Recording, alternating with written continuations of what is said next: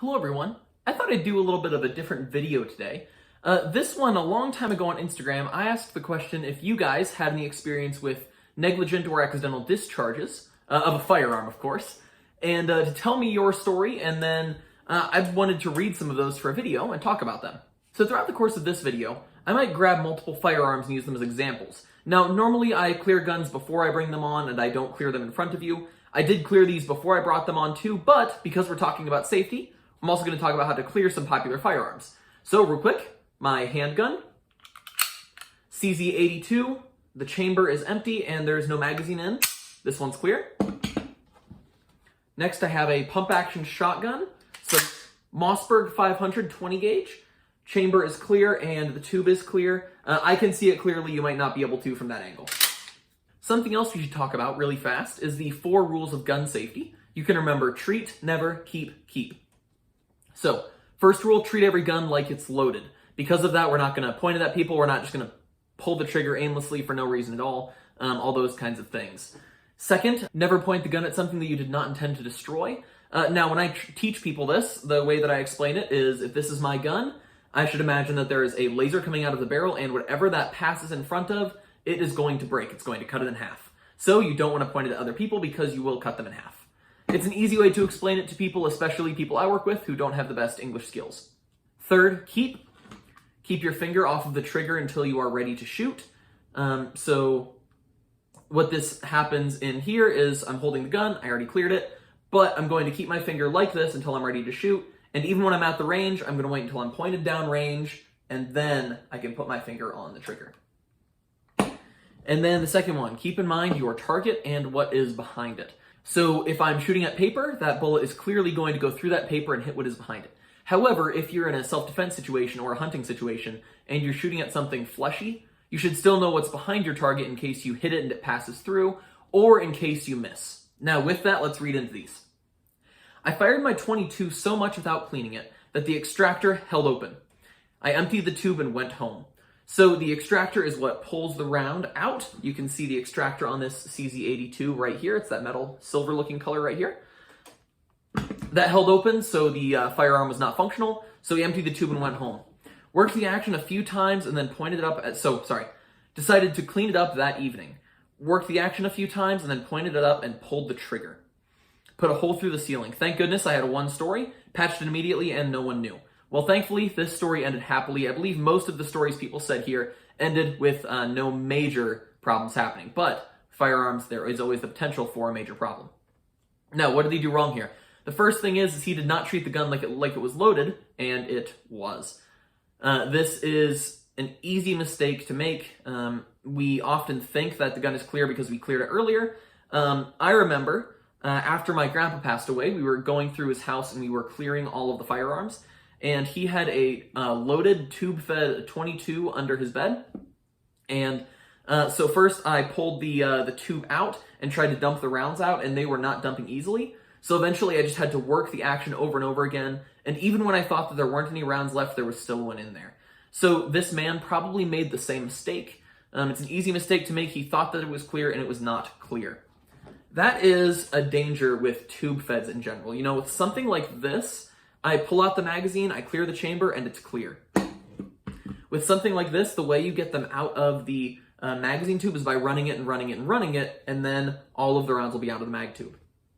It's an easy mistake to think that the magazine tube is empty just because the chamber is, or just because you've cleared it, and you can load a round without knowing it. Thankfully, nothing bad happened in this instance. So somebody else had a similar story. And what he had was what he thought was a stuck case inside of his Ruger 1022. So Ruger 1022, semi-automatic 22 long rifle. And so he pulled the bolt back and let it go to try and make it so that the bolt would grab the case and pull it out. But it ended up firing through the ceiling. So it was what seemed like a dud round. It just didn't fire the first time. Probably similarly a cleaning issue. This is one of the reasons why it's important to keep your gun in good condition, is because if you don't, you can have major accidents like this. All right, next one. I was dry firing, got distracted, and sent a round through the wall. Thankfully, I lived in the middle of nowhere at the time. Nothing bad happened again. So dry firing is a good way to practice with firearms. I actually, at one side of my house, I have a small target, and that small target is the perfect distance to dry fire practice with my pistol. Dry firing is a time where you break the rules. You don't treat the gun like it's loaded, but because you're breaking the rules, you have to be very, very, very sure that it is not.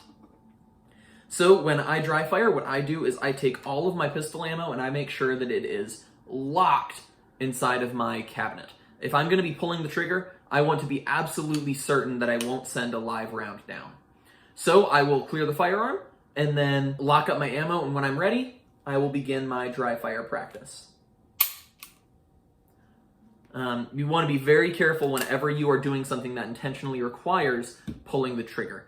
In this instance, just like the last guy, he did not treat the gun like it's loaded. Dry firing is an okay time to not treat the gun like it's loaded as long as you are certain that it is not. All right, this story is kind of interesting. Blank round through the M1 Garand. He was cleaning it after a military funeral. So military funerals, of course, they use the M1 Garand and they will fire for the 21 gun salute, each one 3 times. And apparently he did not clear the gun afterwards appropriately. Thankfully it was a blank. That's what they use at those, so that the rounds don't come back down, and nothing bad happened. Here was another common one, kind of similar to the dry fire situation. There are certain situations where you will be pulling the trigger on a firearm. One of them is for certain striker fire handguns, like Glocks. In order to disassemble it, you need to have the striker forward. So you need to have it in the fired position. So this is a hammer fired gun, so this one is not like that. But you need to have it forward in order for it to be disassembled to cleaned. So you make sure it's clear, you pull the trigger, and then you can do the disassembly process from there. My buddy was trying to disassemble his Glock, and it was loaded. We will see this a few times in here. That is an easy mistake to make. Again, it's a situation where it is appropriate to not treat the gun like it's loaded. Again, I'm going to say it again. If you are not going to treat the gun like it's loaded, you have to make sure it's not loaded. Went to decock my single action revolver, and my thumb slipped off the hammer. Luckily, it was pointed in a safe direction. All right, this is an interesting one. So, multiple firearms, whether they are single action or double action, the best way to carry it is with the hammer in either half cock or with it down. Sometimes there is a lock, like on this Makarov, and all Makarovs, the way it works is you're supposed to have the hammer down, and then the hammer can't go forward and hit the firing pin. There is a mechanical block in there to make sure that doesn't happen unless you are pulling the trigger. So with this one, the way that I would carry this, and I plan on carrying this soon, is I would pop a magazine in, load around, and then because the trigger is really light in its current position, and I don't want to have to trust myself to turn off that safety, I'm going to carry it with the hammer down. That gives it a really long, heavy trigger pull and makes it much more safe to use. So they were decocking their pistol.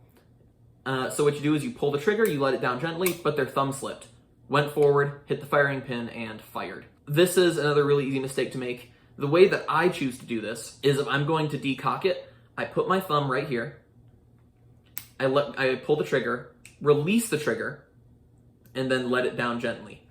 Another guy commented, just thought he was dry firing, effing around, and was all of 2 inches from blowing his head off. Okay, in this instance, he violated 2 of the rules. First one, we've already talked about. When you're dry firing, you are assuming, or you are making sure the gun is unloaded because you are going to be treating it like it is unloaded. You would not pull the trigger on a gun that is loaded, so you are treating it like it's unloaded for that specific instance. You make sure it's unloaded. He did not make sure it was unloaded, which was the first problem. However, he was having another issue. He was pointing the gun at something he did not want to destroy, in this case his head. Even if I'm in a position where I know that this gun is completely unloaded, it's completely safe, I am not going to point it at a human being. I just would not feel safe doing that. So I don't put my hand in front of the muzzle when I'm doing this. I don't do anything like that. And when I'm dry firing, I'm pointing at an empty wall at the other side of my house. Granted, the bullet could go through that and it would go far past that. But if I'm going to be dry firing, I make sure to be dry firing in a way that is not going to cause a death. That is not going to hurt anybody, or at least I mitigate that risk as much as possible. So I am glad that this guy's friend did not get hurt. And it implies that he did have a negligent discharge. I'm glad he didn't get hurt, and also I bet that was really loud. All right, another guy, slightly different story. A buddy of mine's roommate in the barracks was cleaning a loaded Glock and fired a .45 through his leg, nicked his femoral, and somehow lived. Thankfully, he lived. The guy pulled through. However, that had a great potential of being lethal. The guy did actually end up shooting himself. Similar situation. When you are cleaning a Glock, you're supposed to make sure it's not loaded, pull the trigger, and then after you pull the trigger, that is when you can disassemble it. I believe Canics are the same way, and I know there's a story in here. I don't know if we'll get to it. A friend who had no experience with guns picked up a buddy's XD and immediately squeezed the trigger. Luckily, it was pointed at the ground and no one was hurt. This is a special level of stupidity, not on the person who picked it up and squeezed the trigger. Well, they were dumb, but I would say the dumber person here was the person who left a loaded gun in the presence of somebody who did not know what they were doing. That is negligent and dangerous and simply not a good idea. So I frequently show people guns who I know are not familiar with guns. And when I do, first thing I always do is I make sure it's unloaded, and then I show them it's unloaded. One, because I want them to be comfortable and know I'm handing them something safe, but also because I want them to know that that is something you are supposed to do. One of the first experiences I remember with real guns, my dad and I walked into a gun store, and the guy behind the counter, checked it to make sure it was empty and then handed it over. And my dad said to me, every time you pick up a gun, the first thing you want to do is make sure it's not loaded. And that has kind of stuck with me this whole time. He said, even if the guy behind the counter just made sure it's not loaded, you make sure it's not loaded too. I've been in situations, and I've seen situations and heard of situations like this where people thought a gun was not loaded, and then after they had it and they cleared it themselves, they realized that it was. So treat every gun like it's loaded, but also make sure that a gun is not loaded before you start doing anything. Had a wannabe country dude talking about how simple his auto-loading shotgun was and how he had set it up for his GF. He then proceeded to take the shell out of the chamber. So he took the shell out of the chamber, loaded it in the tube. That's easier to do on an auto-loader than this pump. Clicked the button on the loading gate, so bolt went back home. And then this was finished off with an ND into his trailer's house living room ceiling. His face, shock and possible awe. His GF, F you dumbass. My GF freaking out. Me amazed I saw this happen faster than I could react. Everyone's ears. If you have ever heard a gun go off in a small area, you know it is incredibly loud. Especially a shotgun inside of a trailer like that. Whoo, I bet that was really, really loud. As the funny gun man says on YouTube, guns are amazing, guns are awesome, idiots are not. And when the two get together, it can be really dangerous. At a house auction, they were selling the owner's guns. Some guy picked up a 1022 and it went off. So I don't like that verbiage. Guns usually, with some exception, usually don't go off. Somebody sets them off. So I'm going to reword what he said. At a house auction, they were selling the owner's guns. Some guy picked up a 1022 and set it off and grazed a lady's forehead. Wow. That lady was about to meet Jesus. Thankfully, she did not, but that could have been really, really bad. Thankfully, it wasn't. But that's a similar situation. The guy did not treat the gun like it was loaded. Presumably, he picked it up and pulled the trigger without clearing it. Which I don't know why you would be pulling the trigger on a gun like that anyway. I just got this shotgun today. It was $100. Went to the gun store, looked at it, went to another gun store, came back and bought it. I checked to make sure it was clear. And then I asked the lady behind the counter, hey, is it okay if I function test this and pull the trigger? It was clear I was interested in buying it, but if that part of it was not functional, I really wanted to know. So the first thing I did was I put on the safety, pulled the trigger and nothing happened, like nothing is supposed to. Turned the safety off, and then pointed it in a safe direction, and pulled the trigger. Now, I want to be very clear. I knew it was empty. I had cleared it. And that was the setting in which I did that. Again, I was sure the gun was clear before I treated it like it wasn't. And absolutely sure. In many cases, even if I know the gun is clear, I will treat it like it's loaded, but there are certain situations where I want to pull the trigger, in this case, to make sure the firearm was functioning properly. I was at the range shooting a .22 competitively. My gun has a particularly light trigger since it's for competition. Pointed downrange, of course, aiming with my finger on the trigger so I can get the shot as quickly before I move. He accidentally fired before he was ready, so he wasted his shot, but again, it was pointed in a safe direction while he was doing this. To think he probably would have gotten a higher score if he would have kept his finger off the trigger until he was actually ready.